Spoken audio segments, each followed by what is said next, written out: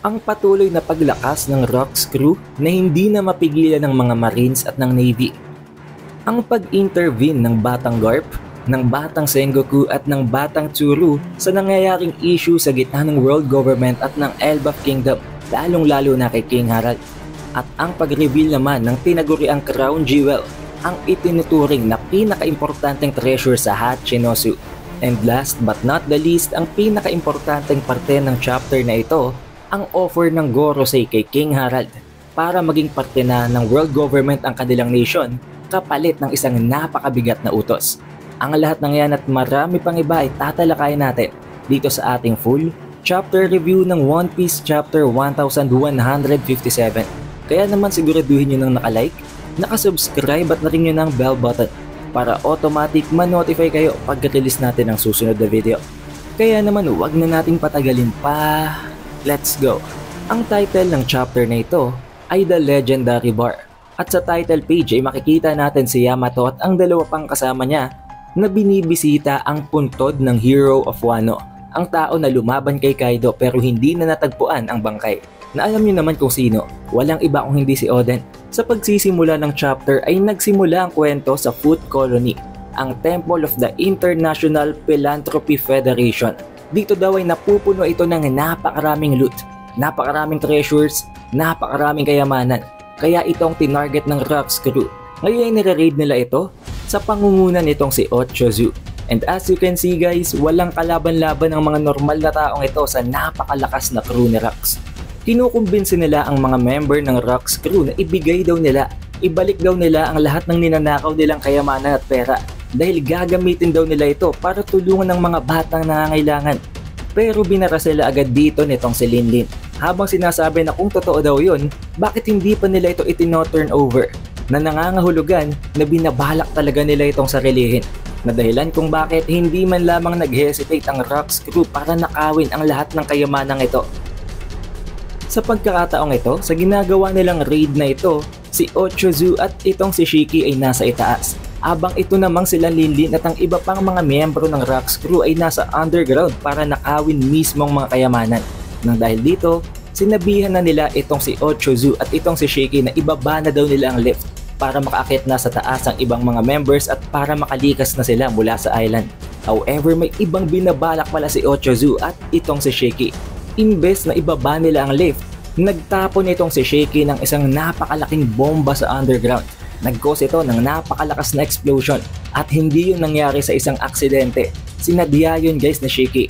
Habang sinasabi na kung mas kukunti daw sila na makakabalik ng buhay, nangangahulugan na mas marami ang makukuhang mga kayamanan ng mga matitirang buhay pa. Na para bang gustong palabasin itong si Shiki na kung konti lamang silang maghahati-hati, mas malalaki ang shares na makukuha nila. Ang Grand Priest naman sa loob ng temple na ito ay galit na galit.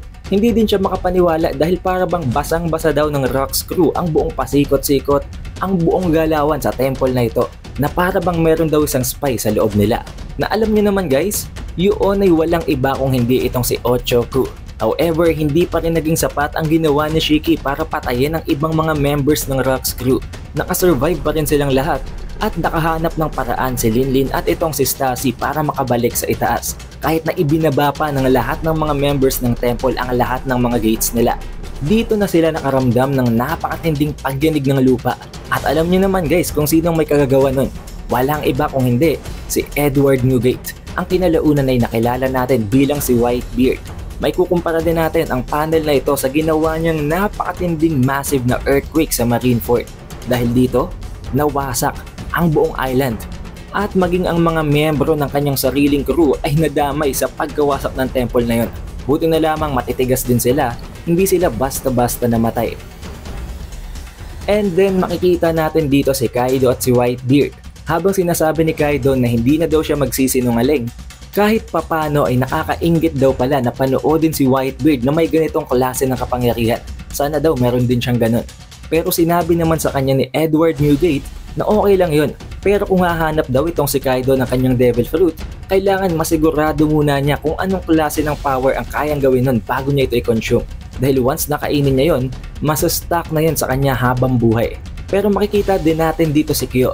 So it seems dito ay miyembro na din siya ng Rocks crew, pero galit na galit si Kyo dito tinatanong niya kung sino daw ang nagtangka na patayin silang lahat sa underground. Pero si Ochoku, hindi inamin na isa siya sa mga nagplano nun. Itinuro niya lamang itong si Shiki, na dahilan kung bakit pikon na pikon itong si Kyo kay Shiki. Dahil alam niyo naman guys, bago sila maging miyembro ng Rocks crew, rivals ang dalawang ito. Nagsimulang magbugbugan ang dalawa, pero buti na lamang dumating dito si Rocks at sinabi na tama na daw ang ginagawa nilang kaguluhan. Ang pinaka-priority dito ni Rocks ay kung na-secure daw ba ni Ganzui ang treasure chest na hinahanap nila. And luckily, wala yung kagalos-galos. Nagawa yung protektahan ni Ganzui. But sa pagkakataong ito, dumating na ang Navy. Napapalibutan sila ng napakaraming mga Marines, kaya naman ayon dito kay Rocks, kung hindi sana sila nag-aaway-away kanina pa sana sila nakaalis. Pero nag-insist naman itong si Captain John na para bang napakabilis daw dumating ng mga Marines. Oo, at some point, makakaresponde talaga sila. Pero sobrang bilis naman ng response na ginawa nila ngayon. Dahil nakita nyo naman, ka-atake pa lang nila, nandito na agad ang mga Marines. It's as if may bumubulong daw sa mga Marines. Na ngayon, sasabihin ko na agad sa inyo guys, meron talagang isang espiya sa loob nito. Although it is not confirmed, gagawa tayo ng isang video tungkol dyan. At yun ay walang iba kung hindi, itong si Kyo. Pero since nandito na nga at aatakehin na din sila ng Marines, hindi na din sila basta-basta makakatakas, inutos na sa kanila nitong si Rocks na wag na daw silang maghandang lumayag. Maghanda sila na lumaban. Kailangan nilang durugin, ubusin ang lahat ng mga Marines na ito na ipinadala ng world government at nakawin din nila lahat ng pagmamayari, lahat ng kayamanan na nasa loob ng mga ship nila. Binigyang diin pa dito ni Rocks na wag silang magtitira ng kahit na ano. Nagpatuloy ang mga krimen, ang mga plundering na ginawa nitong si Rocks sa loob ng 2 taon. At sa loob ng 2 taon na yon, naging napakatindi ng records ng Rocks crew. Nagkaroon sila ng 16 documented raids, nakapagpalubog sila ng 76 na mga barko, nakapagwasak sila ng 14 na mga ports, at hindi lamang winasak guys, reduced to ashes. Ginawa nilang abo ang 14 mga ports na yon. Binagsak nilang isang bansa, winasak nilang isa sa mga bansa na nasugod nila. Violate din nila ang Article 18 of International Law at ang 25 na criminal records nila ay basta-basta na lang nawala ng kwenta dahil binura ito sa history. Or should we say, binura na lamang ito dahil na nga sa sobrang dami ng kasalanan nila, itinuring na lamang na isang buong napakatinding kasalanan. Isang buong napakalaking criminal act ang ginawa ng Rocks crew. And even though alam natin na at this point, nabanggit naman sa previous chapter na ang kilalang pinakamalakas sa era na ito ay ang future pirate king na si Goldie Roger, ang hero of the Marines na itong si Garp at itong si Rocks. Still tinawag pa rin ang era na ito na ang era of Rocks. Dahil napakalakas talaga ni Rocks, siya pa rin ang nangingibabaw sa kanilang tatlo kahit pasabihin na sila ang legendary trio. Now switching of scenes naman ay makakarating tayo sa Enishi, isa sa mga islands, isa sa mga countries na tumulong dati kila King Harald, and currently parte ito ng alyansa sa Elbaf Kingdom. Pero ang problema dito guys, sinugod ito ng mga Marines ng world government, habang sinasabi na ang lahat daw ng mga nations, ang lahat ng mga civilization na hindi affiliated sa world government ay itinutuling nilang uncivilized, mga lawless countries. Meaning mga kalaban nyo ng world government at kailangan nila yung patumbahin. Pero hindi dito pumapayag itong si King Harald dahil unang-una sa lahat, tinulungan nga sila ng mga taong ito at parte din ito mismo ng alliance ng Elbaf Kingdom. At kahit na nga hindi ito parte ng alyansa nila at kahit hindi sila nito tinulungan, inexplain pa rin itong si Harald na kahit na ganun, hindi pwedeng basta-basta na lamang humanap ng mga nations, ng mga civilization ng world government at pagpapatayin ito. Pero ginamit ng Marine na ito ang sitwasyon ng Elbaf Kingdom bilang a nation na under consideration sa alliance sa world government. Gagawin daw ba nitong si King Harald ang pagtataksil kapalit ng pinapangarap niyang alyansa sa world government? Dahilan kung bakit hindi basta-basta nakapagsalita si King Harald. Pero ang masama dito, binaril pa ng Marine na ito ng harap-harapan sa mukha mismo ni King Harald ang isa sa mga citizens ng Enishi. Na dahilan kung bakit napuno na ng galit si Harald at hindi na siya nakapagtimpi. Tumalon siya mula sa kanilang ship at sinimulan niya ng wasakin ang ship ng mga Marines para tulungan ang mga inosenteng tao doon. Nang dahil sa act na ito, nagkaroon ito ng napakatinding backlash Nagkaroon ng headlines ang newspaper na itong si King Harald ay sumira at nagwasak ng isa sa mga inosenteng ship ng mga Marines na para bang ang alyansa daw na ginawa niya sa world government ay hindi makatotohanan at ginawa lamang niya para makapag-acquire ng power. Sa simpleng way na yon, nagawang mamanipula ng media ang kung ano talagang katotohanan, kung ano talagang nag-take place at pinalabas nila na masama si Harald at ang Elbaf Kingdom. Nang dahil na rin sa sumikat na nga ang headlines na yon, sa sumunod na pagbabalik nitong si Rox sa loob ng Elbaf Kingdom ay nag-usap silang dalawa sa loob ng tavern or ng bar na itinayo nitong si Ida. Ayon dito kay Rox, bakit daw ba hindi siya papuntahin na lamang nitong si Harald sa kanilang sariling main castle at doon sila mag-usap? Pero ang sagot sa kanya nitong si Harald, hindi pwede. Isang napakalaki at napakakilalang kriminal na ni Rox at hindi niya pwedeng basta-bastang dalhin na lamang ito sa mainland. Kaya kahit na ganun, dito na lang sila nag-uusap sa parabang borderline ng Elbaf Kingdom sa tavern na itinayo nitong si Ida. In-explain sa kanya nitong si Rox na ganun talaga ang world government, ganun sila kadilim at ganun sila kaduming maglaro. Kaya naman sinasabi talaga dito ni Rox na itigil na daw niya ang kanyang pangarap. Huwag niya na i-pursue na maging member at magkaroon ng alyansa sa gitna ng world government at ng Elbaf Kingdom. Instead, sumama na siya sa Rox crew and once na sumali daw si Harald sa kanyang crew, magiging unstoppable na ito. Hindi niya na kailangan makipag-alyansa sa world government dahil magagawa na nila itong i-overthrow. Nabanggit pa nga dito ni Rox, dito kay Ida na bakit daw hindi niya kumbinsihin itong si Harald. Na sinagot naman ni Ida na kung anak lang niya si Harald, bibigyan niya ito ng isang napakasimpleng tip. Ang tip na yon is that piliin daw ni Harald ang kanyang mga kaibigan wisely, na para bang pinatatamaan niya dito itong si Rox. At siya nga pala din guys, ayon dito kay King Harald, meron ng iilan sa mga giants ang nakapasok sa mga Marines na nangangahulugan na kahit papano kinoconsider na sana ng world government ang alyansa sa gitna ng world government at ng Elbaf Kingdom. Kasama na daw dito si John Giant, ang isa sa mga giant na isang Marine na ngayon, habang ine-explain kay Rox na once completely tanggapin na ng world government ang mga giants, ang Elbaf magiging napakalakas daw ng puwersa ng mga Marines, na dahilan kung bakit maging itong si Rox kinabahan sa sinabi niya. Pinagtatawanan din dito guys nitong si Rox kung bakit kalbo na daw ang buhok nitong si Harald, habang sinasabi na isa daw ba itong ritual, isa daw ba itong way para ipakita na hindi sila kumukontra at hindi sila susuway sa world government. Habang sinasabi ni Harald na maging si Garp nga daw pinagtatawanan ng buhok niya. Nabanggit naman dito nitong si Rox na ganun din daw si Garp. Si Garp daw napakalakas pero galit na galit din siya sa top brass, sa mga higher ranking officials, sa world government o maging sa alam naman natin kung sino pa, si Imu at ang Gorosei. Kaya naman ayon dito kay Rox, mas mabuti pa nga daw na naging pirate na lang din si Garp.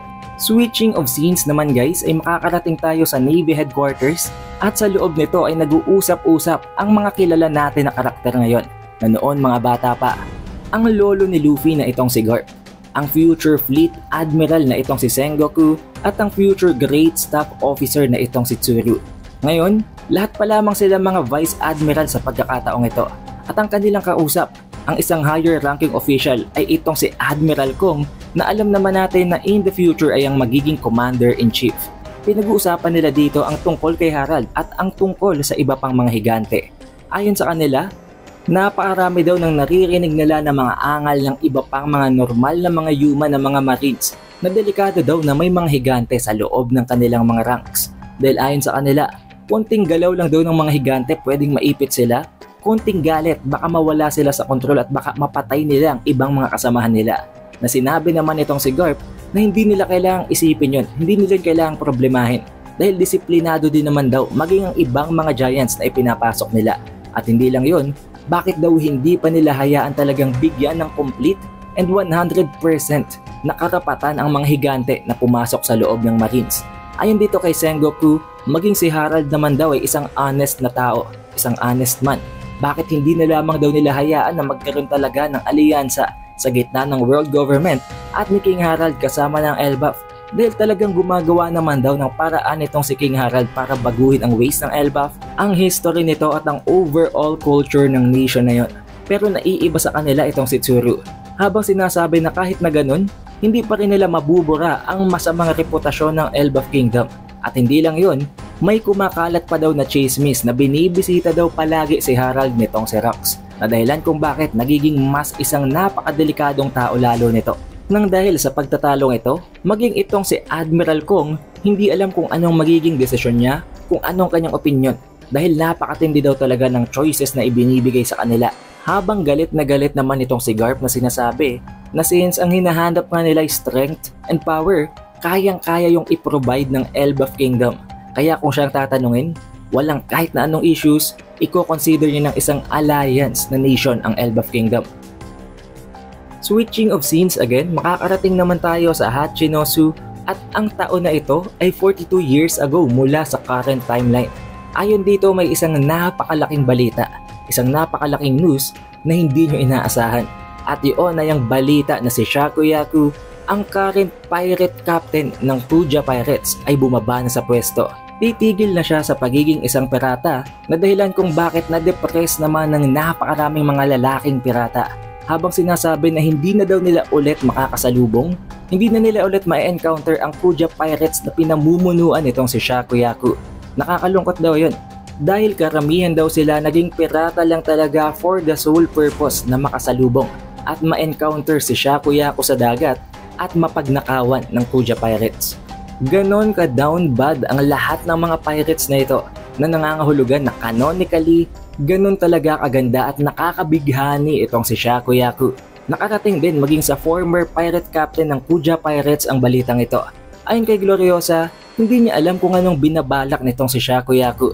Pero nabanggit naman sa kanya nitong si Linlin na ano daw ang gagawin nitong si Gloriosa kung malaman niya na ang dahilan kung bakit nag-quit sa pagiging isang pirate captain nitong si Shakuyaku ay ang dahilan din kung bakit nag-quit si Gloriosa. Dahil ayon kay Linlin, nag-quit daw itong si Gloriosa para habulin ng isang lalaki. Pero ayon kay Gloriosa, hindi daw niya ma-imagine na magagawa yon nitong si Shakuyaku. Pero kung sakaling ginawa niya yon at ang hinabol niya ay walang iba kung hindi si Roger, magiging magkaaway daw silang dalawa. May kita din natin dito guys itong si Stacy na para bang niloloko pa itong si Whitebeard na kahit na daw napakarami ng mga patay na patay dito kay Shakuyaku, buti na lamang ang Whitebeard niya or nitong si Edward Newgate ay hindi nabibighani ng babaeng yon. Na at first itinatanggi pa sana nitong si Newgate pero binugbog siya nitong si Stacy kaya wala siyang choice, inamin na lamang niya. Hindi naman nagtagal nagkaroon ng isang napakalaking pasabog na naman dito sa Hachinosu. At yun ay ang pag-arrive at ang pagdating ng Kuja Pirates sa Pirate Island. Among all the other events daw na nag-take place dito sa Hachinosu, ito talaga ang pinakamataas ang ranking kahit na sa mga naging napakatinding laban. Dahil ito ay unprecedented, talagang hindi nila ina-expect. At ang pinaka-inaantay nilang pirate, ang pinaka-kinalulungkot nilang pangyayari ay ang naging pinakamatindi nilang fantasy. Bumaba dito si Shakuyaku habang nagpapasalamat kay Traitoma na currently siya na ngayon ang captain ng Kuja Pirates dahil wala na si Gloriosa at wala na din itong si Shakuyaku. Napakatindi ng ginawa ng mga pirates sa loob ng Hachinosu Island. Imbes na atakihin nila ito, lahat sila nagsiluhod at gumawa talaga sila ng daan para kay Shakuyaku na para bang nagkaroon ito ng grand entrance. As you can see guys, walang nagagawa ang mga piratang ito pagdating sa presensya nitong si Shakuyaku. Ayon din dito kay Shakuyaku, ayaw na daw talaga niyang maging isang pirata pero wala siyang choice. Kahit mag-retire na siya, hahantingin pa rin talaga siya ng mga marines. Kaya ang choice niya, pumunta mismo dito sa pugad ng mga pirata. Dito na muna siya mamamalagi at gusto niyang protektahan daw siya ng mga pirates na nandito. Na hindi tinanggi ng mga pirates. Ganun talaga sila ka-down bad para dito kay Shakuyaku. Hindi nagtagal nagkaroon ng napakaraming ideas itong si Shakuyaku tulad na lamang ng pagtatayo ng isang store, ng pagtatayo ng isang bar na hindi naman tinanggihan ulit ng mga pirates. Tinulungan pa talaga siya ng mga pirates at ang mga pirates na ito ang bumuo ng bar na gusto niyang pagtrabahuhan. Hindi nagtagal, dumating naman ang Rocks crew na currently guys para di kayo malito nang dumating si Shakuyaku, wala pa dito sila Rocks. Kaya hindi nila na-experience at hindi nila nakita ang grand entrance na yon. Galit na galit itong si Rocks dahil napakaiingay daw ng kanyang mga pirata. Pero ang sagot ng isa sa mga pirates, wag daw nilang sisisihin si Shakuyaku. Sisihin na lang daw niya ang lahat ng mga piratang ito, wag lamang ang kanilang great princess. Pero nang makita naman nitong si Rocks kung anong ginawa nila, na-intriga din ito. Isang napakagandang bar. At alam nyo naman guys kung sinong nasa loob nun. walang iba kung hindi itong si Shakuyaku na talagang napakalupit naman ng outfit, napakaganda, na dahilan kung bakit maging napakaangas, napakalalakas at napakanakakatakot na crew ng Rocks Pirate. Lahat nabighani sa kanya. As you can see, maging itong si Edward Newgate, maging si Rocks, maging si Captain John, maging si Shiki at ang iba pang mga lalaki sa crew ay lahat nagkaroon ng heart-shaped eyes at lumabas ang kanilang mga puso na nagpapakita na lahat sila nabighani dito kay Shakuyaku na hindi naman nakakapagtaka guys. Tingnan nyo na lamang ang outfit dito ni Shaki. Sa sobrang dami daw ng mga fans nitong si Shakuyaku na gustong pumasok sa loob ng bar, kung gusto mong makapasok, kailangan mong mag-antay ng 2 buwan para lamang makapasok sa haba ng pila.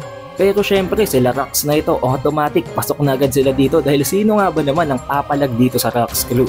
Pero ayon dito, isa ito sa confirmation sa chapter na ito guys, itinuring itong si Shakuyaku na ang pinakamalaking treasure, ang crown jewel sa loob ng Hachinosu. Ang itinuturing nila na pinaka-importanting bagay, ang pinaka-importanting treasure dahil ito daw ang nagbigay ng buhay sa Pirate Island. Pero kaakibat nun, alam nyo din naman na ang bawat treasure, ang bawat gem ay nakakapukaw ng mata ng ibang tao na dahilan kung bakit maging ang crown jewel na ito ay naging target of theft, naging target ng pagnanakaw. Na alam nyo naman guys kung anong tinutukoy ko. This might be one of the reasons, ang isa sa mga dahilan kung bakit nabuo ang God Valley incident. Now as for the last part ng chapter na ito, since napakatindi na nga ng puwersa ni Rocks, nakita nyo naman kung gaano sila kalakas. Binubuo ito ng pinakamalalakas na mga pirata, pinakamalalakas na mga kriminal sa buong mundo. To the point na maging ang Gorosei at ang world government ay natatakot na sa kanya. Gumawa na sila ng paraan para mapigilan si Rocks. At yun ay ang tawagan, magkaroon ng negotiation at bigyan ng isang deal ang isa pang tao na kayang tapatan siya. Yun ay walang iba kung hindi si King Harald. Habang binibigyan siya ng isang kondisyon, magkakaroon daw at tatanggapin ng world government ang alyansa, i-consider nila at i-acknowledge na isang nation talagang Elbaf Kingdom, kapalit nito, kailangan niyang patayin si Rocks Disebek. Isang bagay na hindi basta-basta magagawa ng desisyon nitong si Harald. Dahil alam niya naman, ito ang pinapangarap ni Harald, ang i-consider at i-acknowledge ng world government ang Elbaf Kingdom bilang isang nation. Pero ganun din naman, on the other hand, matalik na kaibigan niya din itong si Rocks. Mapapatay niya ba si Rocks? Masasagot natin yan sa ating susunod and separate na video na kung saan pag-uusapan din natin kung sino ang traitor at kung paano nabuo ang God Valley incident dahil kay Shakuyaku. Kaya naman siguraduhin nyo nang naka-like, naka-subscribe at na rin nyo ng bell button para automatic ma-notify kayo pag release natin ang susunod na video. Also, we have an official Facebook page and official TikTok account. Kaya mag-follow na din kayo sa ibang platforms natin na yun. Shoutout nga rin pala guys sa napaka-solid na mga supporters natin from the previous One Piece video. Maraming salamat. It is The Updated Weeb and I will see you guys on the next one.